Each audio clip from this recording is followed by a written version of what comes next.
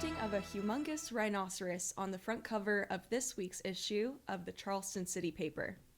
It's a work by Charleston-born artist Kevin Earl Taylor and is a visual representation of this week's Spring Arts Preview of homegrown talents and creative collaborations.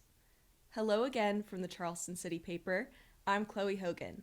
Thank you for joining us today for this weekly news update.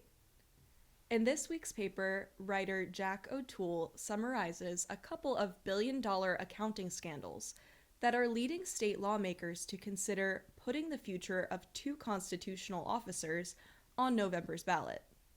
Senior editor Herb Frazier shares a story of Nakia Wigfall, a Mount Pleasant sweetgrass basket artisan who is sewing cultures in West Africa and the Bahamas to Charleston. In our editorial this week, we outline how the state is failing some of South Carolina's children by sticking them in juvenile facilities for relatively minor offenses like cutting class or running away from home.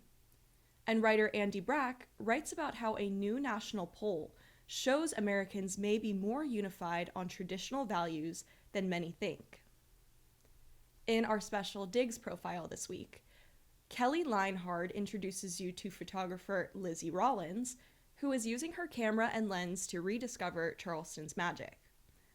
And columnist Tony Reel waxes poetic about how strawberries are not berries at all. In food, writer Connolly Hardaway outlines a collaboration called Land and Sea that brings together a local farmer and a local crabber. And in music, Stratton Lawrence shares what's going on with the local indie band Babe Club, who will perform at the High Water Festival. Pick up a copy of the Charleston City Paper at one of 800 locations in the area. You can also visit us online anytime at charlestoncitypaper.com to get more of the latest news and funny cartoons by Steve Stieglin and Robert Ariel, as well as a killer crossword puzzle and our weekly music list.